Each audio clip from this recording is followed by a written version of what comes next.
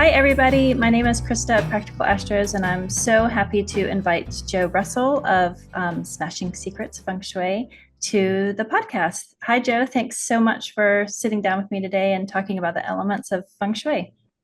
Hi, Christa. Thank you so much for inviting me. I can't wait to get started.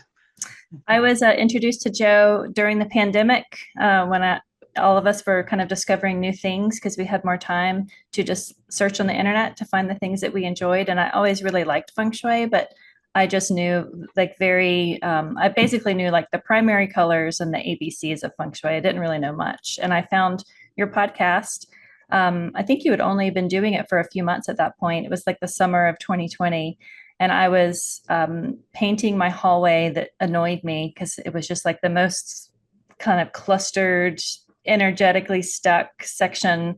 And I was like, I want to listen to a podcast while I paint. And I found Smashing Secrets. And I've been a kind of a number one fan, a Patreon supporter. I love everything that you and Chloe do. And I'm just like so happy to talk to you about the elements of Feng Shui. As an astrologer, looking at it from a Western perspective, we use elements similarly, but there are a lot of differences. One, there's 5 elements in Feng Shui as opposed to the 4 that Western astrology uses. So can you tell us a little bit more about just your practice and your podcast? I would absolutely love to. And Feng Shui is my life, my passion, and it very much does tie into astrology. In fact, astrology, I would say, is crucial to developing your own personal Feng Shui. So Feng Shui is not one size fits all. It's very much an individual based system that's evolved over thousands of years. But I'm passionate about it. I'm always studying, always digging deeper, and it's a monkey month. Actually, I've got monkey in me, so again I'm stimulated.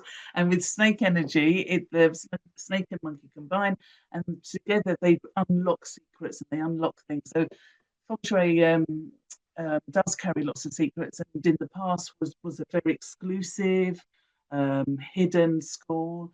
It was when it was flourishing, it was reserved just for the emperor. And because of the very patriarchal system, women would have been excluded.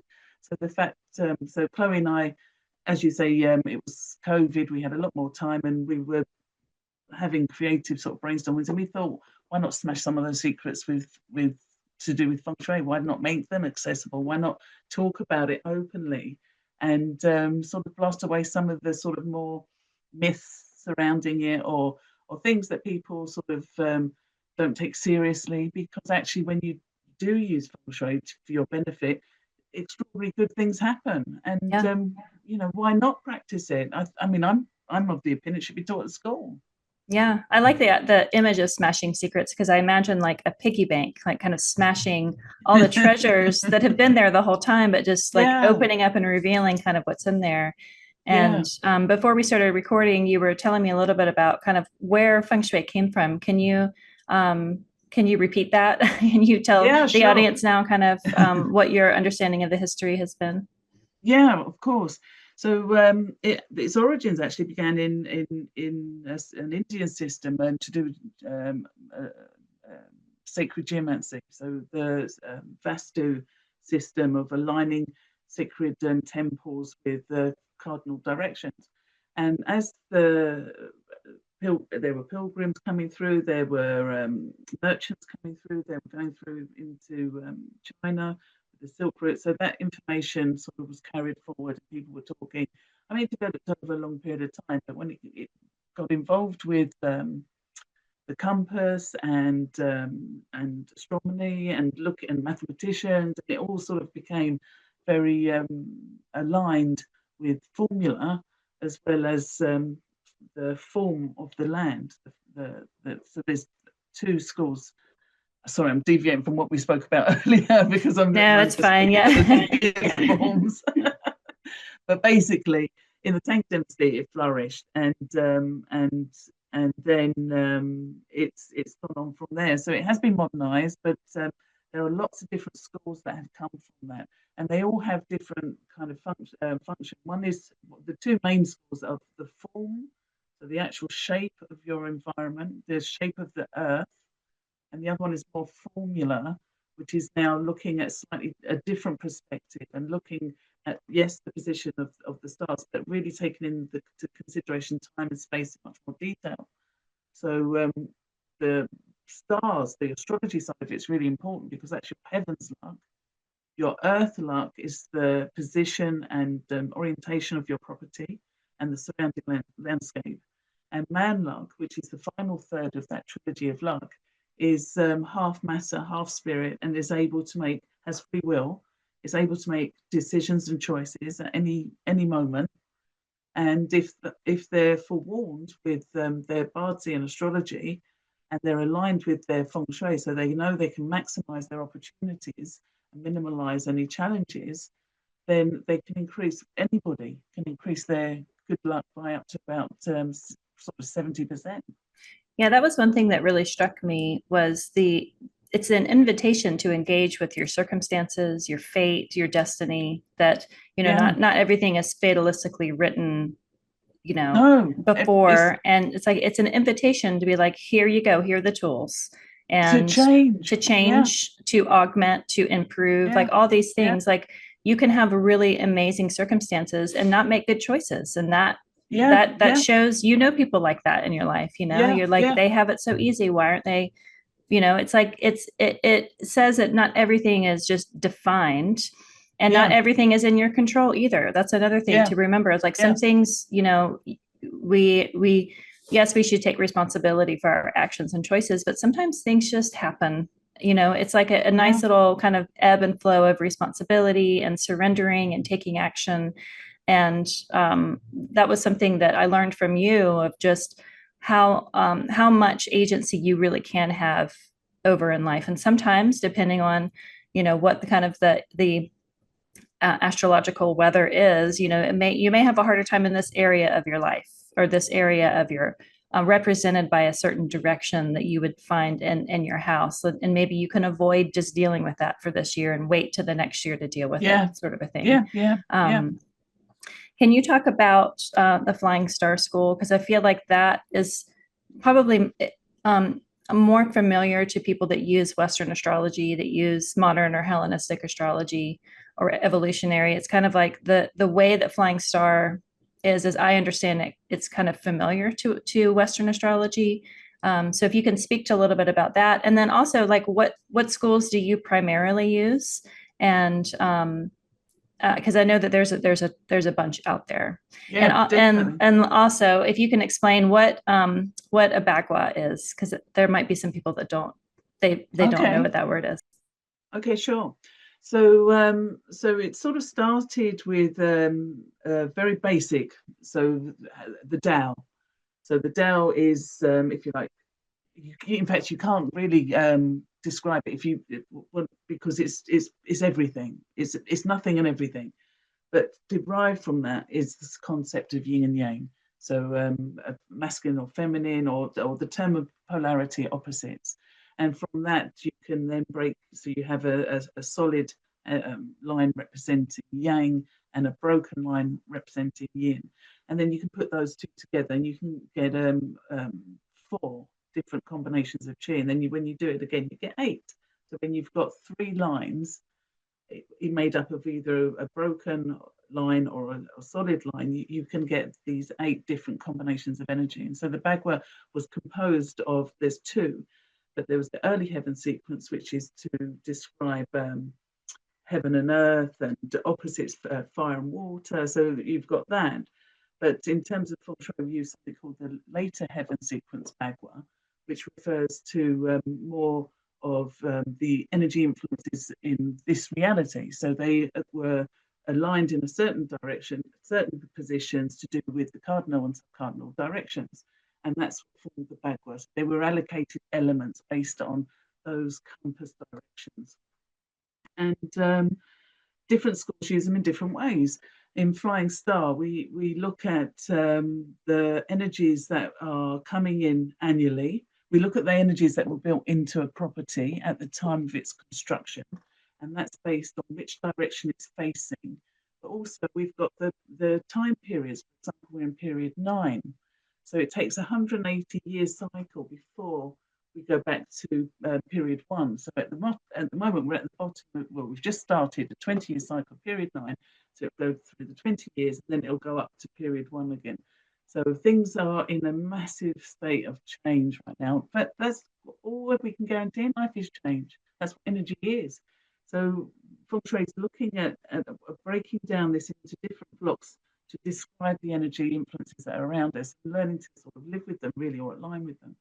So from yin and yang, you get the 5 elements, and they can work either in a constructive cycle or a destructive cycle. So they can either give birth and support to one another, just like a rainfall will nourish wood, like grass and trees and plants. Wood can act as fuel for a fire. Fire can burn down, produce ash, the earth element. When the earth is compressed, you can mine underground for the metal element. When the metal element is extremely hot, it can melt, become a liquid. When it's extremely cold, it condenses, attracts water condensation. So metal supports water. And then that cycle continues. So energy is turning into different forms. But then there's also a yin cycle, because for every yang, there's a yin. So you've got a destructive cycle where metal can cut through wood, wood can break up the earth, just like tree roots absorbing the nutrients. Earth can absorb water, water can extinguish a fire, and fire can melt metal. So you've got different behaviors, if you like, or different ways of looking at the results when you measure that time and space, depending on the orientation of the building and the time you're looking at. Sorry if I rambled on a bit. No, that was great. And what I'll do is share this document that you sent over that is that constructive and destructive. Yeah. The way that you described it, and it just kind of shows the mindset of like that growth and constructive is always good, but that isn't necessarily always the best thing. Like if some sort of energy is growing too much, like I have a lot of metal and just in my own kind of structure of my own chart, if you will.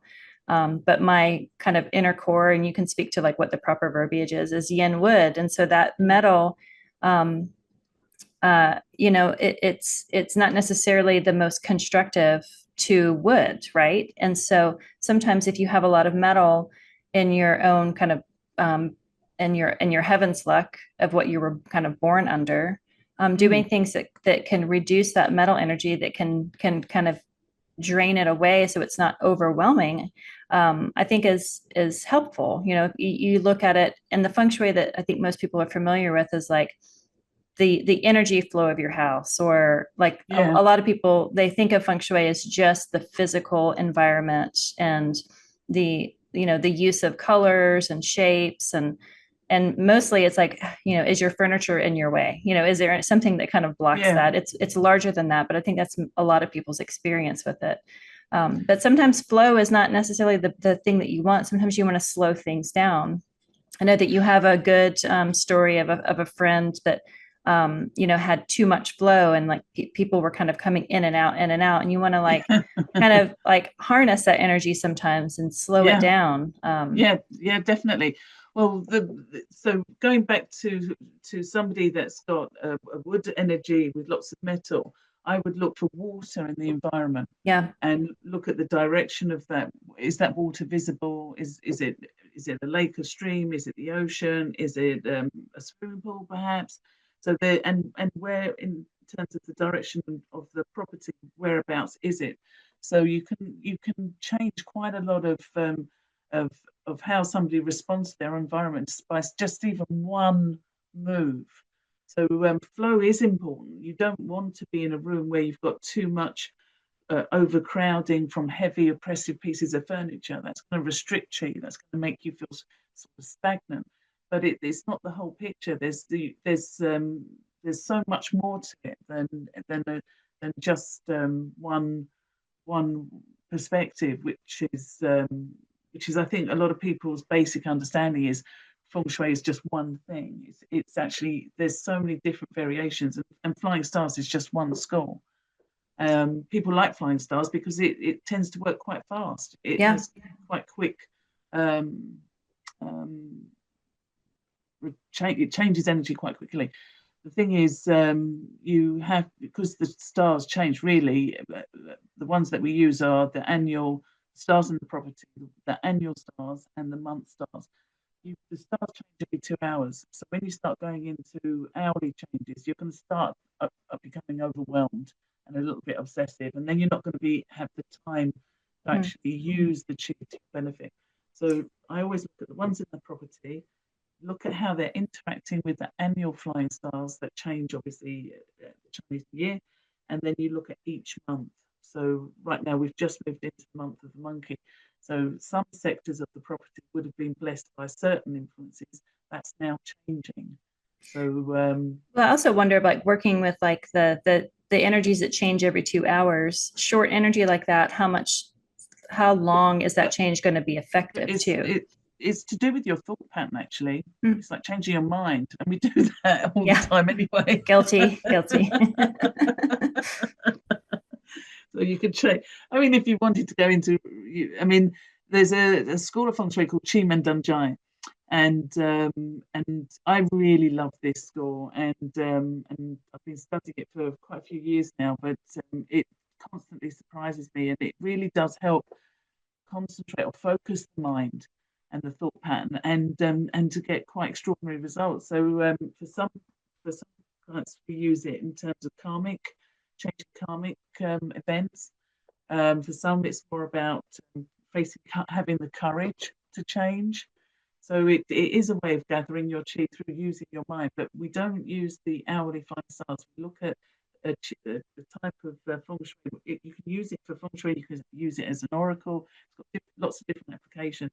But Qian Dan Jai is definitely one that really has a great way of, if you like, channeling or focusing your thoughts into a particular desire or intention. Yeah, and that's, fundamental to then the choices that you make, Yeah, and being either supportive or kind of being antagonistic to the forces that are around you. yeah, One of the things that I learned a couple years ago, you and Chloe did some kind of online workshops, and you talked about doing a water treatment. And I've always liked the sound of like a fountain or a fish yeah, tank or like kind of a bubbling water sound yeah, anyway. And so I've tried it in a few places, and I've clocked it that when I add a water element, and I'll let you speak of what that is, within 72 hours, I get kind of a palpable shift. And it might be because water is so nourishing to me anyway.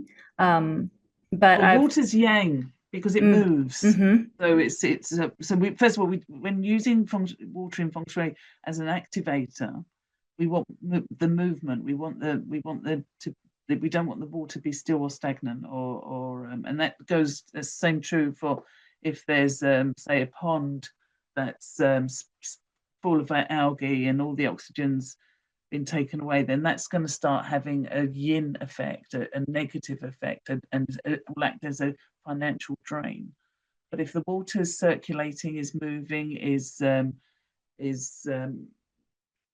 in a beautiful environment, then it's going to be giving off or attracting, stimulating, and amplifying more positive yang energy.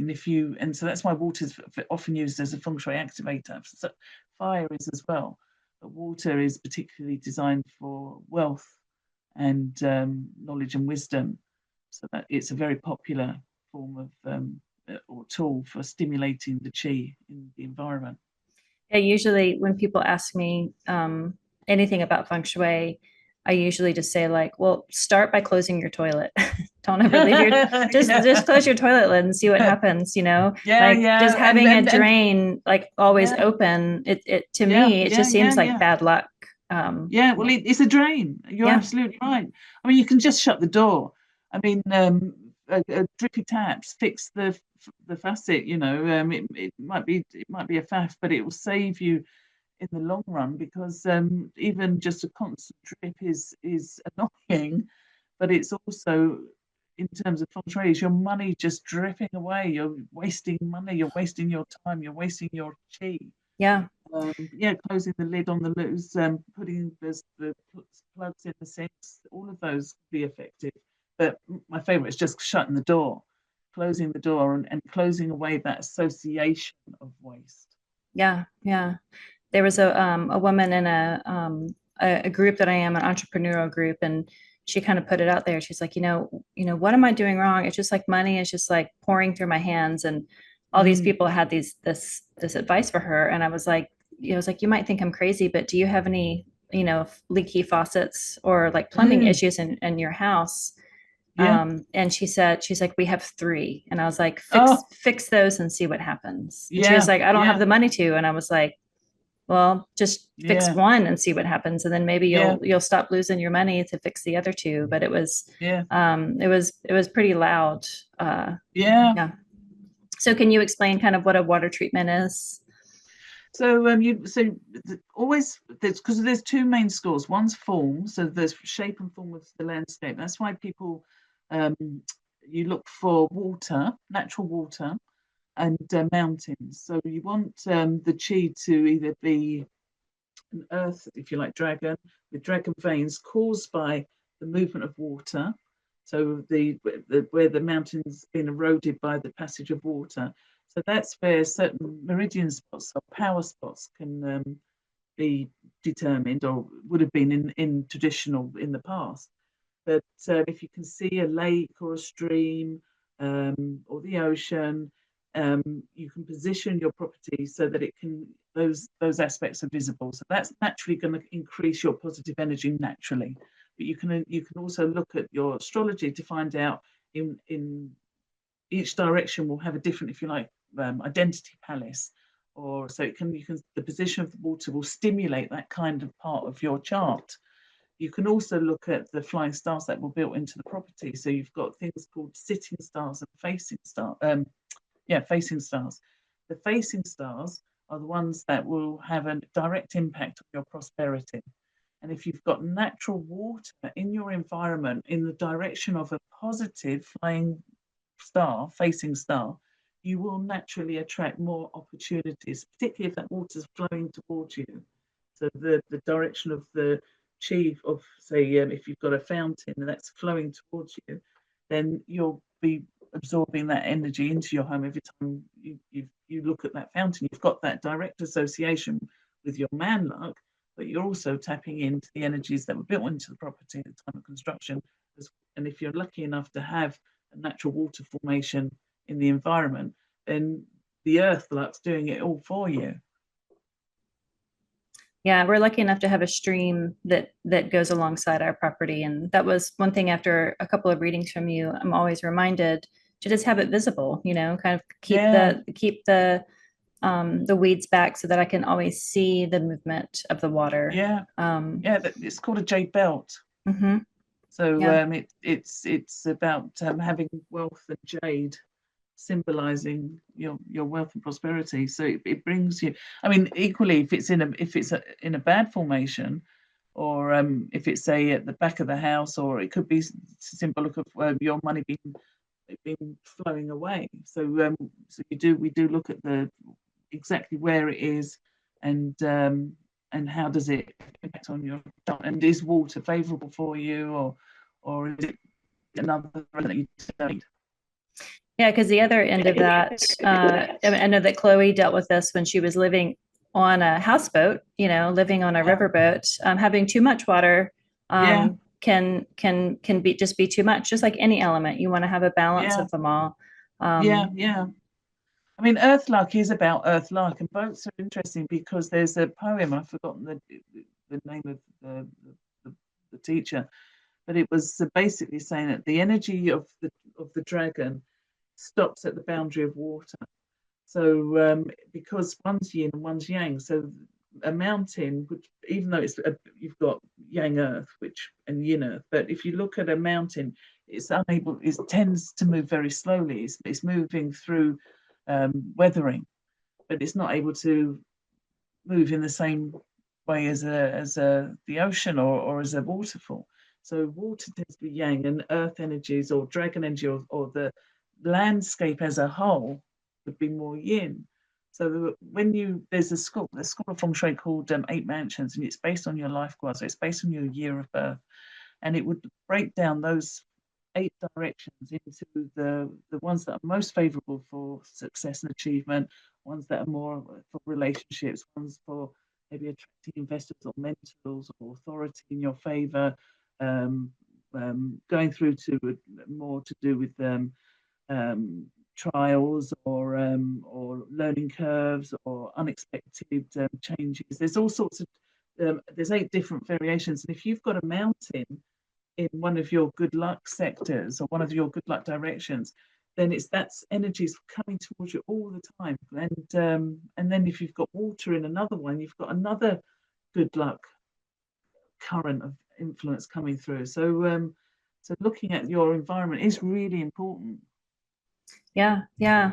And a simple way, can you instruct people of, if you have a smartphone, you probably have a compass on there. Yeah, And so yeah. can you instruct someone like how to find like where they should stand, whether they're facing the property, the back to the or back to their front door? Like what does it look like for them to then find like to start to uncover kind of where their living situation is so that they can start to find their own relationship to the land. And I'm going to share your Patreon in a second because you have so much information. So like the resources that you share there are excellent.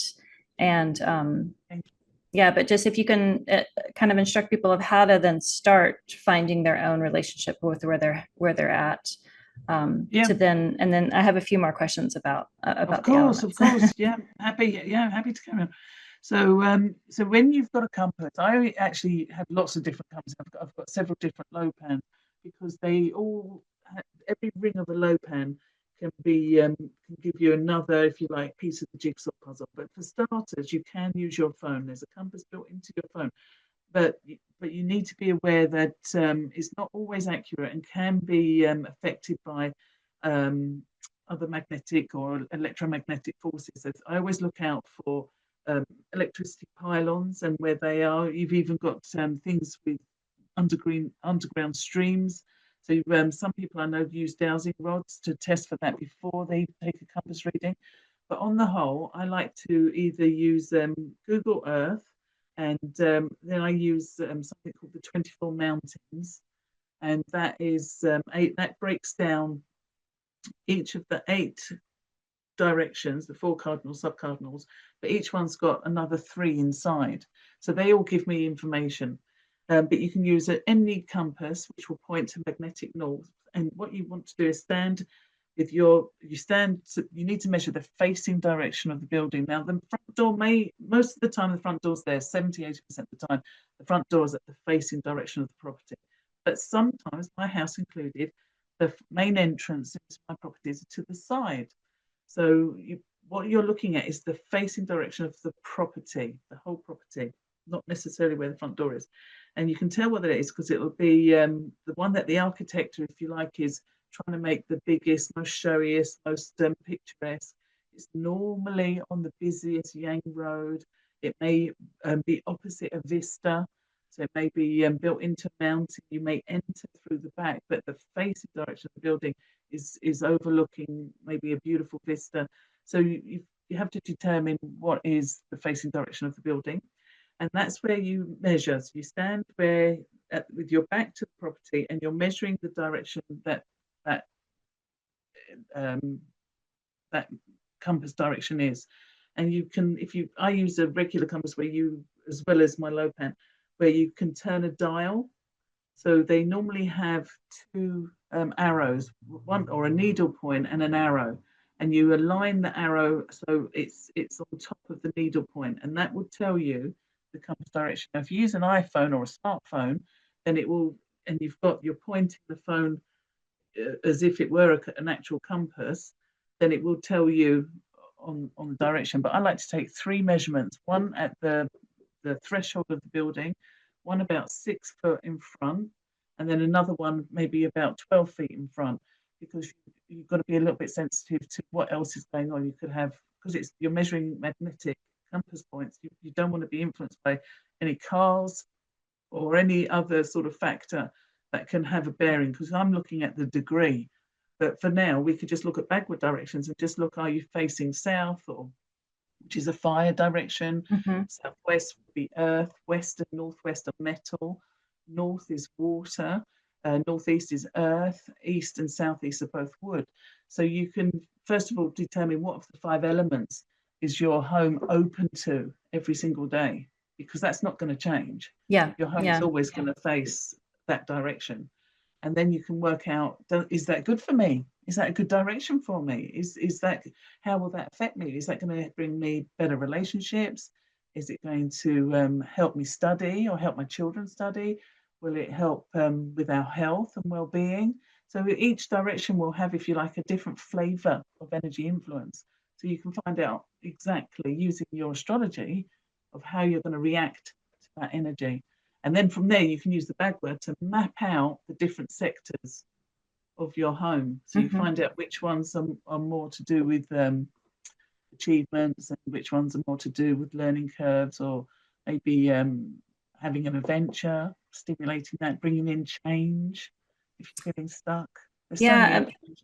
Because my house faces kind of south, a little bit southeast, it kind of flips what I had been using as a backward map. Yeah, That the fire energy comes from my front door, and the back of my property is the water element. And so that, like, where my property is, until I move, is not going to change. But so yeah, we have this kind of elemental map that you can see, okay, what energy are you welcoming in through your entrance? yeah, And, and then there's different sectors that you would nourish or augment or yeah, avoid. I remember, I'll back up. So then you would avoid, depending on each year, there's going to be different flying stars. Is that right? That comes yeah, in? that's it. So can you see on that diagram, you've got the different numbers. At the top, you've got, in the southeast, you've got a 4. In the south, you've got a 9. In the southwest, you've got a 2. There's a 5 in the center. So those numbers also carry a meaning, and this is now to do with the timeliness of of of how chi moves, because we know that the energy is constantly moving, and this energy can be measured, and it can be, if you like, labeled in the 5 elements, their yin and yang values. So each of the 5 elements will have a yin and a yang. So they will all have that, and they can be allocated to each season or month. So, for example, June would be the peak fire season, and December would be the opposite, peak water influence. So you've got the 4 seasons, but in between each season is an earth sign, which represents the transitional period as one moves into another. So they've measured by time. Now, the flying stars, they look at the annual, if you like, position of the stars, and then within that annual pattern of stars, you can break it down further into another pattern of the month stars. So you'll have some stars that are going to support that annual star, some stars that are going to drain or challenge or conflict with the annual star. So you're looking at that wave, that peak and trough of positive and negative reactions, but also you lay that on top of the flying stars that were built at the time of construction. So this is where the time and space element comes in. So it sounds complicated, but once because you get used to the patterns, the low shu always flows in a certain pattern. You can actually predict and take steps to either amplify the chi at certain times, if you want, say, to boost business, you want to stimulate your opportunities for wealth and prosperity, then you can look at when those stars fly into that palace, that sector of your home, and then you can use a water activator, and you put a water fountain inside the property, so an internal water fountain or feature.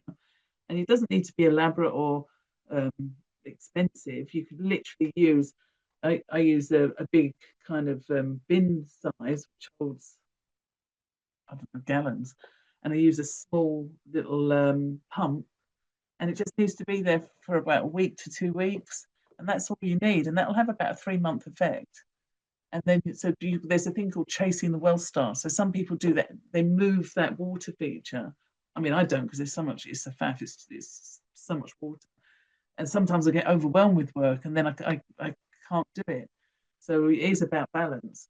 But whenever I've done it, I do have a strong reaction, and I do get a big wave of new people, new inquiries, new work coming through. So So when you say something, chasing the wealth star, is that like every month, we kind of enter into a different energy represented by an yeah, animal, like you said that we're in the monkey month now, yeah. and the months don't necessarily start on the first day of No, the they're month. normally no, they can be anything from the third to the seventh or eighth. But basically, the timiness of the stars being, because we're in period 9, the flying stars that are going to hold the most prosperity, the most positive power, will be flying star 9, flying star 1, flying star 2, but also 4 and 6 are also quite good. And 8 is always a wealth star, but 8, in period 8, 8 peaked. That wealth star peaked. It's still good during period 9 because period 9 is fire, and fire supports earth, but it's losing its steam, if you like. It's given its greatest gifts, if you like, on to period to the flying star 9. So 9 is fire energy, so it's very quick moving, almost like viral. That's why there's so much popularity in social media and being seen. That's fire energy. So there's a lot of that kind of energy going on at the moment. But one is also is a water energy, which is to do with your knowledge and wisdom. That's going to become more and more important. So even though you've got AI buzzing around doing lots of different things, um, flying star 1 is a water energy, so that's very much to do with the depth of your knowledge and wisdom, but also the control of your emotions, how you can use your emotions as a tool to change your luck. So things like manifestation, as Ho'oponopono, very much use that as a power, as a resource. um, 4 is a romantic energy, is very good for performers, but it's a fuel for fire, it's a wood star. um, 2 is earth energy, very much to do with the mother.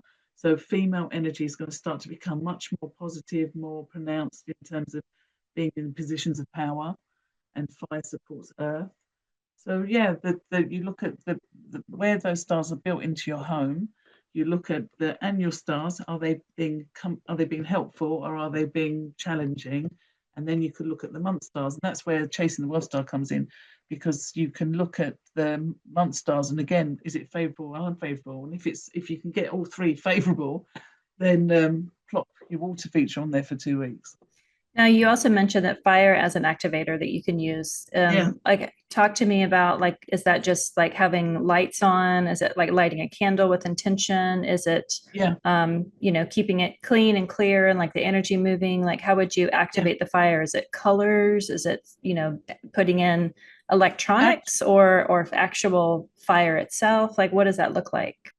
Actual fire. I always prefer to use candle energy. Obviously, you can't leave it unattended. It does carry risk. So you need to be sensible. But you can also use lamps and heat sources. So they have a similar effect, but the actual fire that's flickering is yin fire is going to be is a feng shui activator. So also ovens, positions of ovens, the direction the oven door opens in, so that would be a dragon mouth. Light sources, yeah, Would you associate electronics more with metal or fire? yeah, metal, Okay. metal. I mean, a TV actually, I would put both. I would put TV in the fire set as a fire object, because it not only generates light, but it generates heat, and it can be very noisy. So if I've got a Flying Star 9 and the TV's there, then I would consider that Flying Star activated, and you're facing the TV, absorbing that energy. Now, as far as shapes are considered, I really like that water itself doesn't have a shape on its own. It kind of Yeah, fills whatever container you give it, which is very yeah, symbolic of, like, what sort of container are you filling? Do you like yeah, what it looks like? Do you like the shape? Because in the yeah, emotional space, like if you have an emotional container, are you filling it with grief? Are you filling Yeah. it with frustration? Are you filling it with love and compassion, that Yeah. sort of a thing? Yeah. But Yeah. just in practical sense, looking at, if you're looking at your entrance to your house, and then you're considering what do each of these rooms kind of look like, what sector are they representing? I find that the use of shape itself, in addition to like what things are actually made of, Yeah. as Yeah. being Yeah. really Yeah. a really effective use of feng shui. So can Yeah. you just speak about just the shape of each Of element? course. Yeah, absolutely. Yes. So it's for property, it's always preferable to have a square shape because that represents the earth element. And feng shui is an earth science. It's looking at the energies emanating from the ground up. So the earth element is represented by a regular square shape. Now, when you've got circular shapes, so say a tower or a turret or an arched window or an arched doorway, then you're looking at the metal element. If your property is, say, long and narrow, rectangular in shape, that's going to carry more of the wood element.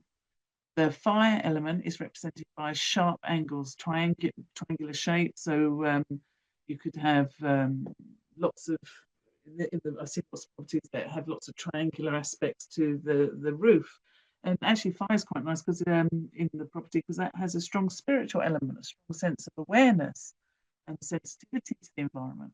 But earth is the one that's quite preferable, and of course it's nothing is 100% yin or 100% yang or 100% one element, or there'll always be aspects of the other elements. So you find out basically you can just look at the property and you can measure the energy influences for each one depending on the shape of the property, but also on the surrounding landscape. It's, for example, are there trees and bushes nearby representing the wood element? Is there water and stream representing the water element? Is there boulders, mountains, sand, gravel, paving stones? Is the building made of bricks and mortar or made of wood, or is it glass and aluminium? So you look at all different things. You're picking off all that information, and if you like stacking it in the five elements to get an idea of which element's going to be the most dominant, which element's going to be the strongest, most influential. Then you can look at the person's chart. How is that going to affect this person? Is this person going to really flourish? And they've got everything at their fingertips that they need, or are they going to struggle because they're going to be hit by or overwhelmed because they're going to be hit by things that are really here to teach them a lesson? So I've come across all sorts, and it makes this job so brilliant and fascinating, and I love it because you never know what you're going to see. I mean, you could go into a property that looks quite normal, but then you see something called three-door alignment, where the main entrance is you've got a straight hall going right the way through. The back door is visible, and in the middle there could be another door which is also open for convenience. But this is a straight passageway going through the whole building. So the chi is then starting to it's just going straight through the property. It's not given a chance to meander and work its way through and travel around each room. And that's what we want. We want chi to sort of meander and be soft and gentle, but we don't want it fast and furious and too like an unexpected punch or something like that. We want the chi to work in our favour. That's why you also look at main roads and bridges, all of those. Yeah, in the South here in the States, we have what we call shotgun houses, and they're designed that way. The door opens and there's kind of a hallway to go to the back door. And the idea is because things before air conditioning, before climate controlled buildings, you would want the heat to just go through it. Yeah, And then the rooms would be off to the side. yeah, But like the energy of that is like, the energy just comes in and goes out. So like things don't yeah, last very long. Like it's yeah, kind of a fragility of holding on to whatever you've invited into your home yeah, immediately leaves. yeah, Um, yeah, but yeah, then internally, if you like, for instance, my front door faces primarily south. And so I walk into my home, and then when I turn left, I'm kind of looking at the earth element, and facing the back of my house, which is funny because we put in a pool in the backyard because it's been so hot. So I added a huge amount of water Oh, to, I'm really pleased to hear that. yeah, and it's been kind of a lifesaver. Just which is funny because it keeps like the pump keeps turning off, like it's overwhelming the breaker that it's on. So we have to Okay. keep. So I will wake up and it'll be very still, and I'll have to turn it back on to kind of make sure that it's moving. I just need to get my dad, the electrician, to come over and help me figure that out. Yeah, yeah, Um, yeah. but then the eastern side. So if I'm walking in my front door on the right hand side, this is the eastern side. This is the wood area. This corner here, because of the flying star that is there, is it the Grand Duke that's over Okay. here? That I just kind of leave him alone for this year. Yeah, yeah, And then this over here is kind of the metal energy. And so when I was looking at, working within just the elements of my own home, one, making sure, I mean, I have a lot of things, other people might call it clutter, but I just like stuff. I like to look at yeah. things. Me too. I'm not a minimalist. I have lots of interests and I travel a lot and I like to collect things, and I have all sorts of driftwood and statues of animals and loud prints and colors and plants and everything. But what I've done is I kind of, the idea of keeping them clean, keeping them refreshed, keeping the energy alive, but then also, um, paying attention to, having a good balance of metal in the metal corner, and moving things out that maybe might hinder the metal energy. Similar with the fire, I keeping your front door open and pretty and clean so that I can welcome that fire energy in and not have it be real stagnant. I mean, that's literally, I was painting the hallway of my front entrance because it was too stagnant when I listened to your podcast for the first time. So I think just in practical sense, just using the different elements in a tangible way within your own home, um, Yeah, and keep track of it. Because when I started to use the water element, moving the water element around, for the most part, I keep the water element in the north sector. I don't have it make a lot of noise, but it's always flowing. It's always moving. I can always hear it. I have it it's just a simple, a small pump that you would use for a fountain, or a pond outside. I just have it in a glass container that it looks like a plant. And so it's just, I can always hear the sound of water. So it's not really loud, but it's not completely silent and I'm just hearing the pump, but I'm just hearing the movement of the water. But I have moved it around over to the wood area. And I had it in the fire area and did not like the effect. And so it was like I noticed it having that fire and water there. They kind of competed with each other. So just keeping it gentle here. It's also just good for the sound of it for my own health. But I think it's fun to kind of play around with just the elements within your own home. yeah. But then I also wanted to ask you about the animals, because I think that a lot of people might be aware, like I was born in the year of the monkey, but I Yeah, had no idea that there was not just the year, but the month yeah, and the yeah, day and then the hour. So if you can yeah. speak a little bit about kind of where the animals come into the picture for this. Well, again, it's looking at the formula of the Trilogy of Luck, the Heaven's Luck, which is based on the timing of a person's birth. They even look at the time of conception because that's got the energy to do with the soul and spirit. But basically, for feng shui purposes, we look at the year of birth, the month of birth, the day of birth, and the hour of birth, and we allocate something called stems and branches, so heavenly stems and earthly branches. And these are basically just symbols or language used to describe the yin yang value of the person's astrology, the five elements of the astrology. And you're measuring which is the most influential. Is it strong? Is it weak? Is it being supported or is it being challenged? So you identify for example, this is year of the wood snake. So child born this year will carry that energy throughout all of their life, because that's the year of their birth. And if they were born in this month of August, Yang Wood Monkey Month, then they would carry that, and so on. So we look at the yin and yang 5 elements of the person's birth, and we allocate them. There's 12 animals, but they're the earthly branches. But if you like, there's 5 flavors of each animal. So in total, there's just 60 variations. So you could have a wood tiger, a fire tiger, an earth tiger, a metal tiger, or a water tiger, and the same for each of the 12 elements. So there's 5 different types of 12 elements. And some will work together in harmony, and some will challenge and bring out interesting parts of people's character, behavior, depending on where that clash is. So this is where we can read more of go a bit deeper into a person's identity or energy pattern. This is what they're born with. This is a third of their luck. And we also use the same language, the stems and branches, in Feng Shui.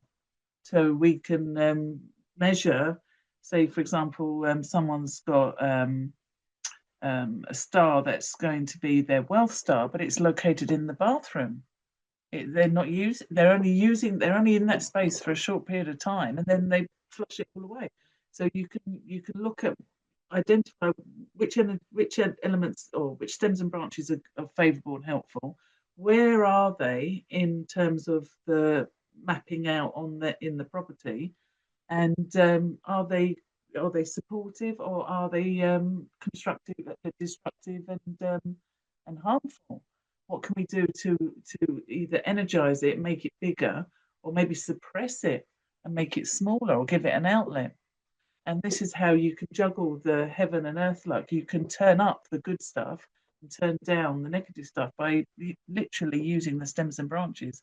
So I always look at the stems and branches every single day and see if they're in harmony with each other. And then hopefully my Patreon members can look at their year, their month, their day, and their hour, and compare that energy and see how it affects them. So the year of birth is to do with your life generally, your co-workers, the people around you. Your month of birth is more to do with your character, your personality, the energy you project out into the world, has a big bearing on your career and your health, well-being. Your day of birth is who you are essentially. So the day stem, the day heavenly stem is, if you like, the keystone to everything else in the chart. The earthly branch of that day has a big bearing on who you lean on. So are you, or your intimate partnerships. So it could be your husband or your wife, or it could be your best friend, it could be your business partner. It's who you really trust. Some people have trust issues because of clashing deep inside, that maybe it's in the year or the month, clashing on that day. They may feel very insecure based on a tragic past event. That will show up in the chart. And then the hour of birth you look at, and this is more to do with people's relationship with younger people, children. It's the luck pillar of children, but it's also to do with dreams, expectations, desires. It can also have a bearing on how people relate in the bedroom. I've done a course where they literally break down the Bardsey onto how some people can have multiple affairs without a care in the world. Some people are destined to find it much more difficult to have a relationship and sustain a relationship, and it shows in the chart. So there's quite a lot out there. It's fascinating. I mean, every time that I do a new course, I learn something else. It's extraordinary.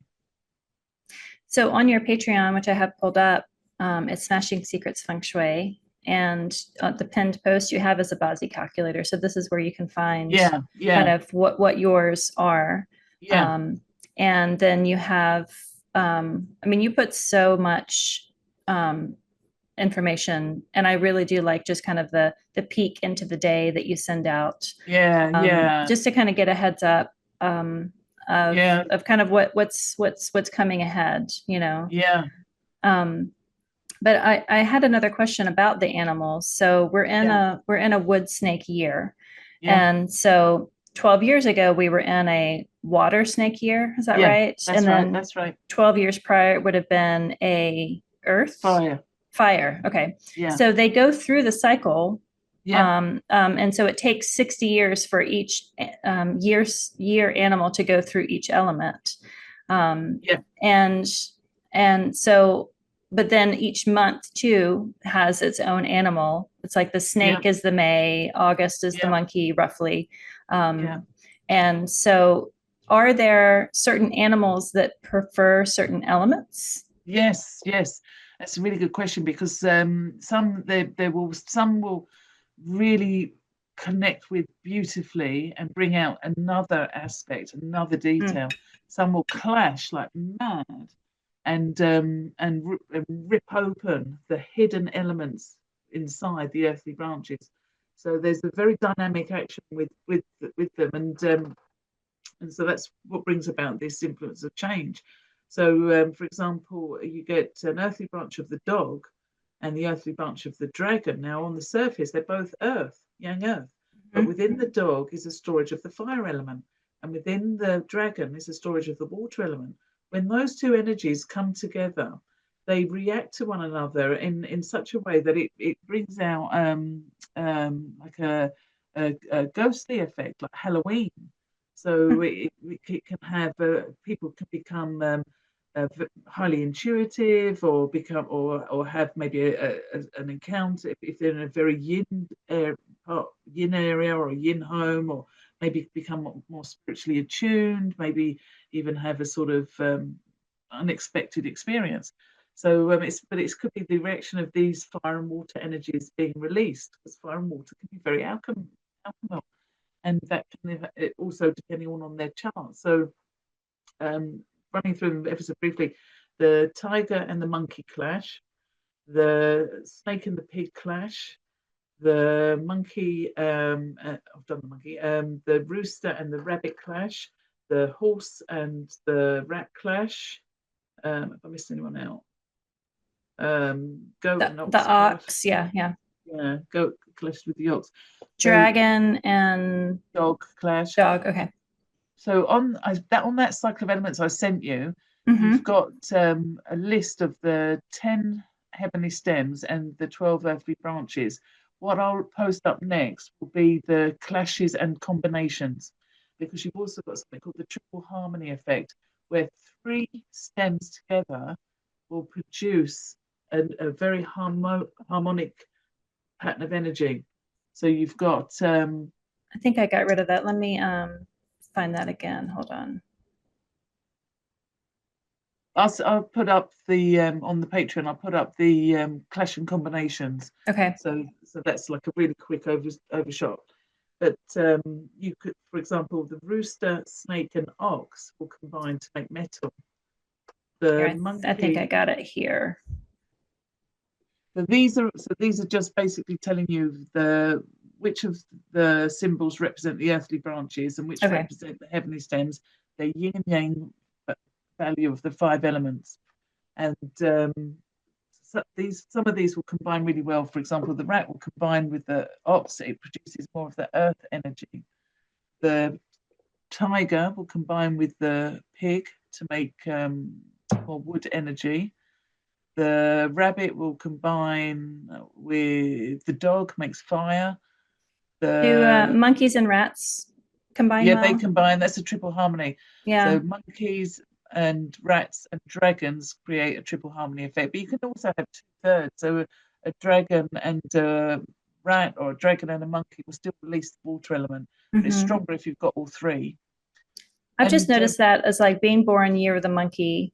One, yeah. I find that I have lots of really good friends that are tigers, and it's like the relationship is just me pulling their tails constantly and just having fun with it. Well, that's what monkeys do. Yeah, But it brings but out breakthroughs. It yeah, could be, it could be really important that you do that.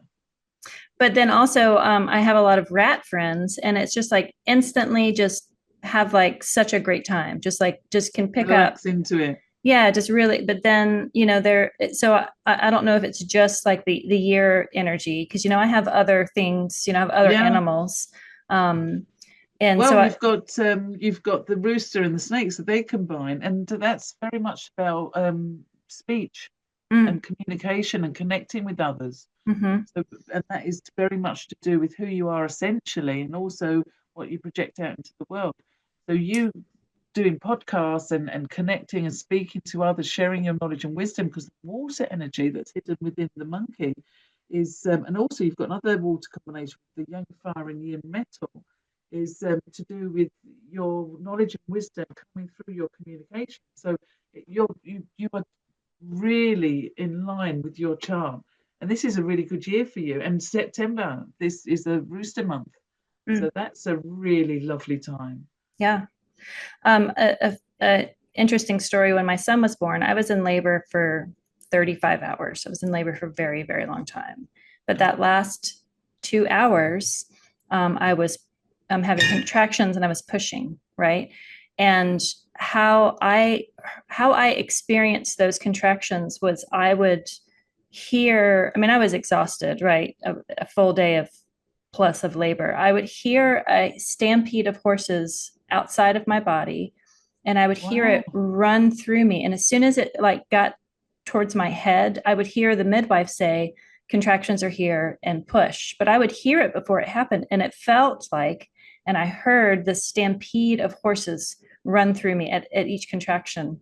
And my son was born Amazing. during the hour of the horse. And I Oh when my I gosh. found that out, I was like, I heard it. I heard it before I felt it. And so he has that horse energy about him of being born during that hour. I mean, he Wow. has other things, right? He was born the year of the snake. I think he's a rooster month. I forget what his day is. Oh, he's a day of the tiger, but his hour is the horse. And I completely heard that before I knew anything about, this was 12 Wow. years ago.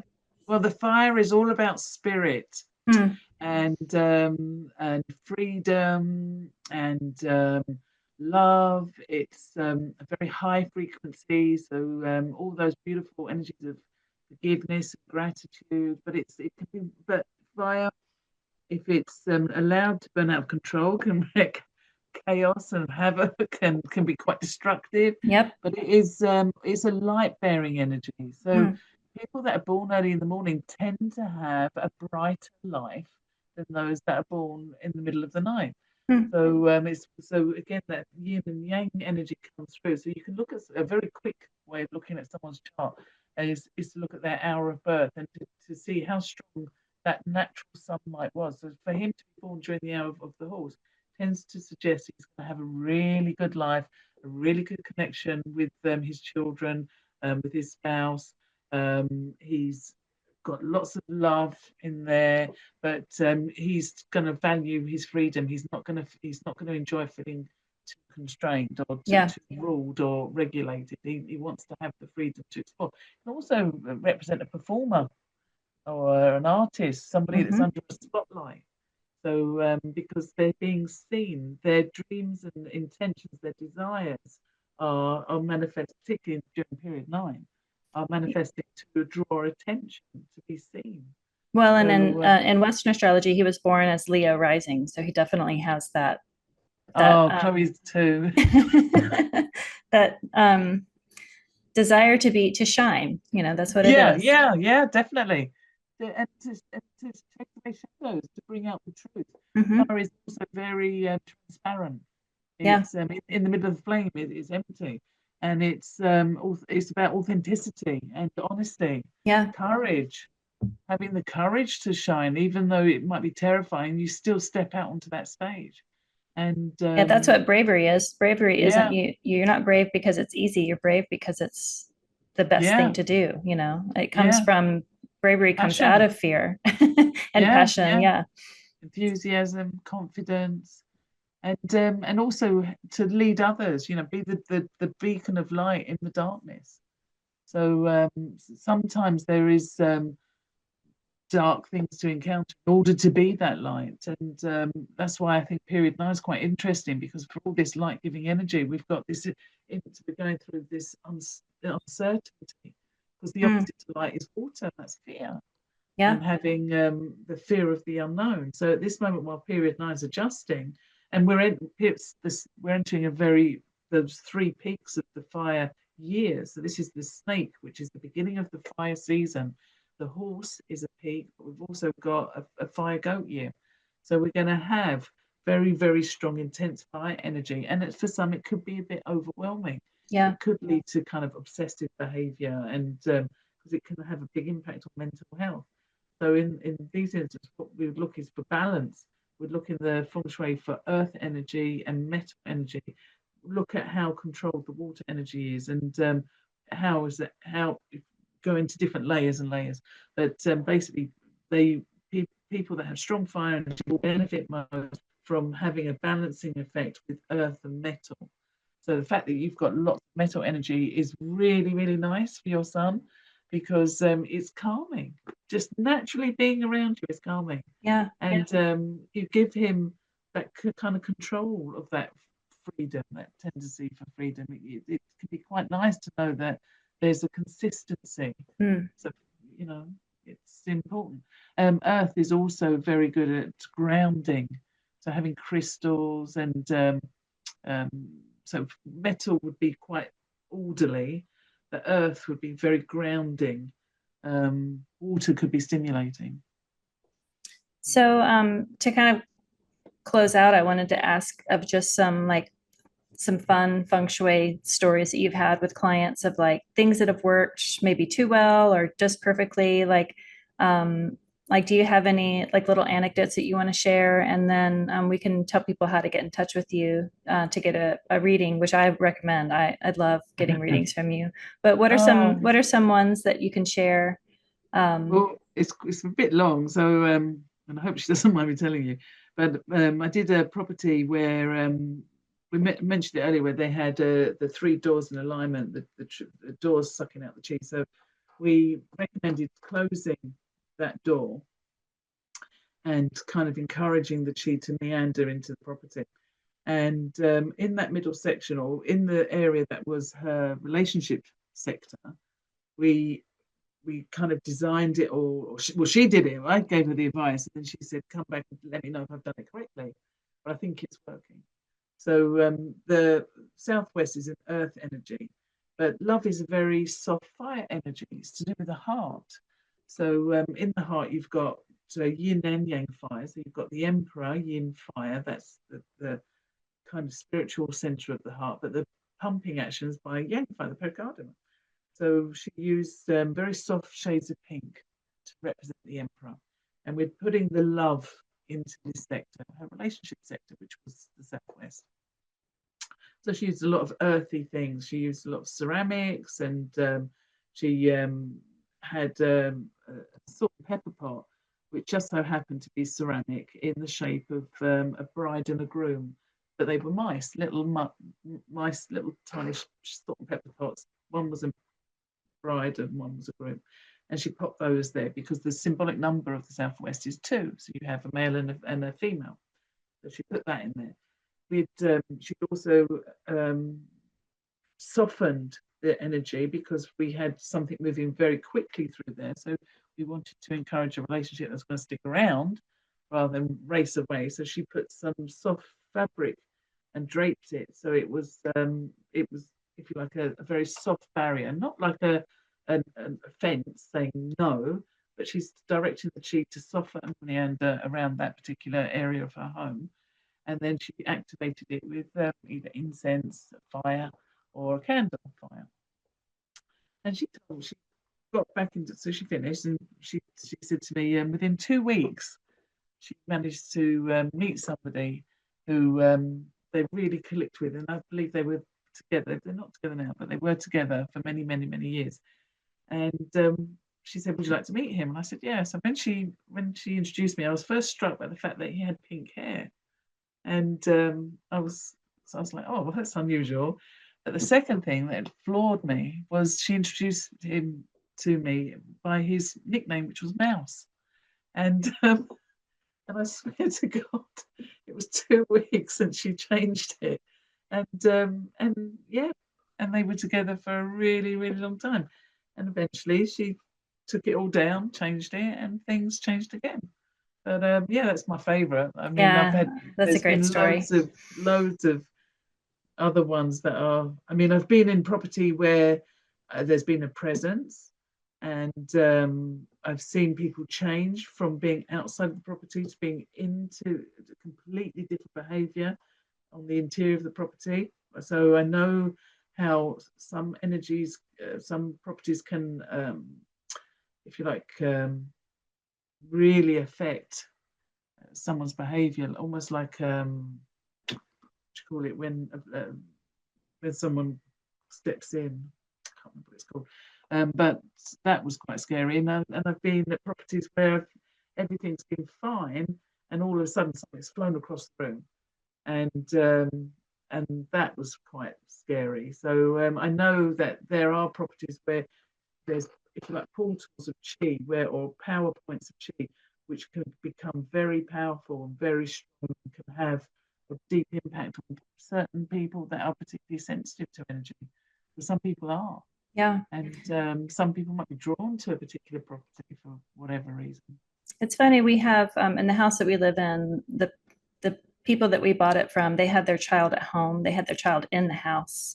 And when we were looking at the house, they're like, yeah, our son was born right there. And they pointed to the spot on the floor. We're like, wow, that's crazy. We found out later on during that conversation that their son was born a year to the day where our son was born. So like our son was born on September 21st, and their son was born right there, on the floor on our son's birthday. And we are cat people, and we had one of our cats pass away, and he passed away right there on that same spot. And so after our cat passed away on that same spot, I put this kind of film over the window that allows like rainbows to come in. It's kind of like a rainbow catcher. And in the afternoon, because of the direction of the window, there's like a rainbow, and we call it Gumbo's light, because it kind of shines where he passed away, where that boy was born. And our cats now, they always sit right there. And it is like this little portal spot. And it's just funny, like the cats weren't around when Gumbo was around, but like that's like the spot. That's like the little sacred threshold. It's like a doorway right there. And what time does that rainbow come through? Is it between 5 and 7? Yeah, it's in the afternoon. Yeah.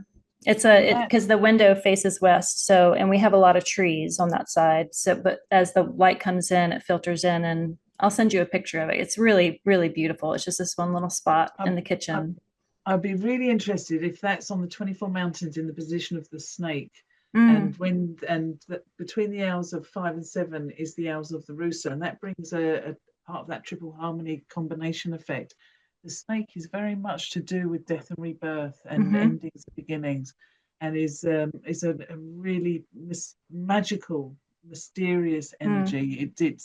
It has incredible powers, and you see a lot of it in symbolism, and to do with medicine. Is it the Ouroboros? I can't remember. Where the snake following its tail. It's very much to do with knowledge and wisdom, much of which is hidden or has been kind of obscured over time. But it's reawakening, like the Kundalini reawakening. It's this serpent energy is very much alive at the moment. We're in year of the snake, but with period 9 and the fire energy is to do with that spiritual awakening. This is I think that spot is a really significant spot. Yeah. I love that you did the rainbow thing.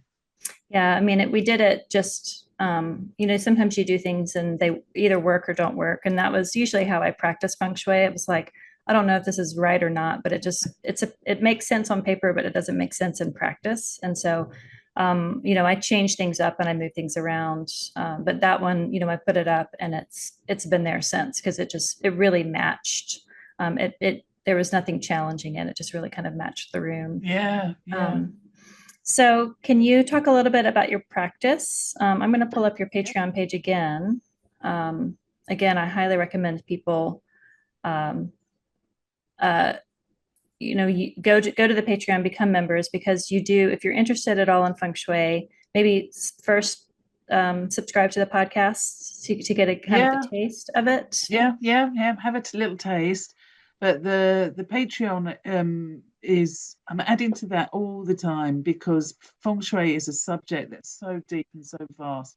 but it's so rewarding. The more you dig, the more you sort of recognize parts of yourself, or parts of your home that, when you change it and things start to happen, you realize that it's not magic or a Mhm. spell or anything. It's actually a science. It's an earth science that works even now, even though it's thousands of years old. So my job, my passion, is to get people involved in the feng shui of their home, or to analyze the feng shui of their home so that they can tap into these PowerPoints. If they've got a problem, we look at why that problem exists. What can we do to problem solve it? Monkeys, both you and I got monkeys. We love to solve problems. The more complex, the more we are able to shine and show off. You As did say something about like the Yeah, monkeys love to solve problems, so that means that you had a problem to begin with. Like yeah. sometimes we do get ourselves in trouble. We have to figure ourselves out. I kind of We laughed at that we one. will. Yeah, it's the. I mean, if there's a problem, why does that problem exist? There's going to be tells. There's going to be something either obvious in the environment, because the environment is a reflection of ourselves. So if we're struggling with something inside, there will be something in the environment that it could be really simple to fix, or it could be something that might need a little bit more thought and consideration. But that's what we look at the Barty for. So I do lots of Barty readings. I do lots of Feng Shui readings. I'm now starting to do more and more of the Chi Men Dun Jai readings, because it's just so amazing, just using the power of your mind to shift the perspective. So you could be under the sort of weight of, say, someone did something to you 10, 15, 20 years ago, and it's still having an impact now, whether it's on a relationship or a business model, or maybe you've got problem with expenses and things, just whatever you do, it just carries on. There could be something in you that you hadn't considered, but the Chiman Chai is able to show you that perhaps maybe you've got a trust issue. Maybe you're not following you trust your own instincts and intuition. So there's exercises you can do to build up your intuition. So you instinctively can tell the difference between a good person and a bad person, or a good idea and a bad idea. So you start to build up things literally from building an intention into a reality. That's what Chiman Dundai does, but it's another way of measuring energy. You can look at a Chiman Dundai chart of a house and of a person. You can also look at a snapshot if it's an oracle. When that question's asked, you can look at what energies were available at that time and get an answer. So it has a bit like the I Ching. You can ask it questions and it gives you an answer. So there's so many applications. Sun Tzu used it in his Strategy of War. There's a book by Sun Tzu called Strategy of War, and that's based on the Qi and Deng system. So I I just love doing it. So if people, and I've written books. So I've got a few books about basic beginning, how to begin to understand feng shui. But if you become a Patreon member, there's a way you can contact me with any query or question that you may have. Um, and people sometimes send me floor plans, or send me just things that they've tried feng shui wise, and want a bit more clarity or clarification. Maybe their child is having some issues at school, or they've got exams coming up and the child isn't revising as well as they could be. So we can change the environment, just tweak it a little bit to encourage a better response. And yeah, that's what I do. Is your feng shui in a box still available? I think so. I think it's available on Amazon. So you've got Feng Shui in a box that does come with I a love that one. compass. I'm gonna see if I can get a picture of that. To me, it was like this nice little uh, Yeah, yeah, there it is. yeah, Yeah, it's so cute, and you get a little yeah. You get a compass with it. compass, the Yeah, trigrams. Yeah. So it's yeah, a little how it's to do it yourself, mm-hmm, and it sort of introduces the concept of feng shui. And also you can, I think I talk about the eight mansions in there. So mm-hmm. based on your life graph, you can find out if you're an East House person or a West House person. Now, if you're a West House person, certain directions are going to be more favorable to you than if you're an East House person. So I would say northwest, west, northeast, and southwest would be lucky directions. So books like that can tell you. But or if you're a Patreon member, just ask me and I'll tell you. And I'll tell you what order they are as well.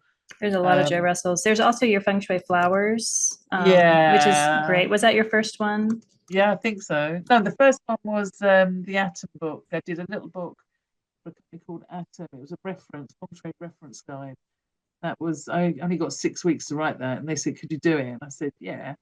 And then and then I That's got the Feng Shui one. Yeah, but I Yeah, mean, this one is really, really beautiful. That was the first one I got. I thought that was your first book. Um, oh, no, yeah. that one just was trying to demystify some. At the time of writing, there were a lot of Feng Shui clients that had been told by other consultants that they had to move the kitchen or they had to move the bathroom or and that's a big deal. And construction actually has a really big effect on the Mm, overall well-being of a property. When you start really hammering into walls or breaking down walls and digging up foundations, or changing the roof, you're actually changing the whole structure of the whole property. So there's certain things to look at when we do a flying star chart is the age of the building, when the building was originally constructed. Have there been any modifications to the property that exceed 30% of the floor plan of the surface area? Has the roof come off? Has the property been empty for more than 100 days? mm, So these things can change the overall, and also when did the first person move in? A property could be built and be empty for 10 years, which means that constructive chart, the date of construction is not valid. So mm. you look at when the person moved in, when did somebody actually start to energize that property?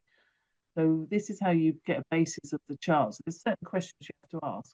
Then you get the facing direction. So then you can start to plot the flying stars. But I would always look at 8 mansions first, your life gua, because the house will have its own house gua. So if you can, you want to be in a house that kind of loves you from the beginning. Yeah, yeah. Yeah. And Yeah. so the flowers book is a way to kind of like work with what you have. Like, Yeah, it was, yeah, yeah, definitely. You could make a difference in a room literally with a vase of flowers. mhm. And I like that, just using color therapy. Yeah, Maybe, you and I both have rooster in our chart, and like yeah, rooster likes the bright color, but it yeah, doesn't have to be yeah. bright. It's like certain Yeah, colors. yeah, and Um, shapes and mhm. seasons. So witch hazel in the winter, but maybe and tulips in the spring, and maybe strelitzia or ginger in the summer. These are all going to have different energy blueprints or impacts. So some will be more fire, some will be more spring flowers, some will be winter season, like cyclamen, for example, viola. And so to finish out, what I would recommend is that people at least subscribe to the podcast, and you have such a great catalog to even go back and listen to all these things that are evergreen. And then the next that's your gateway drug is the podcast. Yeah, that was really it was COVID, and it was Chloe and I just trying something out, and then she kept all the bloopers in, and I was horrified. And she just it just then so sometimes we get really silly, but on the whole, it's about feng shui and Hmm. trying to smash down those secrets and try and do it in a fun and upbeat way Hmm. without being too sort of uh, Chloe doesn't like to read or says it's got to be spontaneous. It mustn't be too much from a script. Yeah, So yeah. we definitely do that. But she's got great questions, and Yeah. part of it honestly is just hearing kind of like a really fun, vibrant mother-daughter relationship, like, Yeah. I mean, it's just nice to hear that. We don't have, I don't think, enough women's voices, and I don't know of another that's just like that really fresh, fun relationship between a mom who always says, my Oh, beautiful daughter, like you always say that to her. well, And she she is. she is very silly, and like it's just fun to kind of hear your interactions. But also she asks you really great questions about certain things, Yeah, and I'm and you've very built up a lucky. great catalog over the past 5 years about feng shui and making it accessible, and Yeah, fun, I hope and so. yeah, it's like kind of breaking those little piggy banks of knowledge for all of us to to glean. So Oh, thank you. Because to be honest, it's a really good opportunity for me to catch up and see what adventure she's been on next. Because she loves to do mad things. She's in a festival now. She did tell me. I think it's something to do with science, but she's with some friends, and she just sent a picture of where she went to university. So I think it's, I don't know. I can't keep up with her half the time.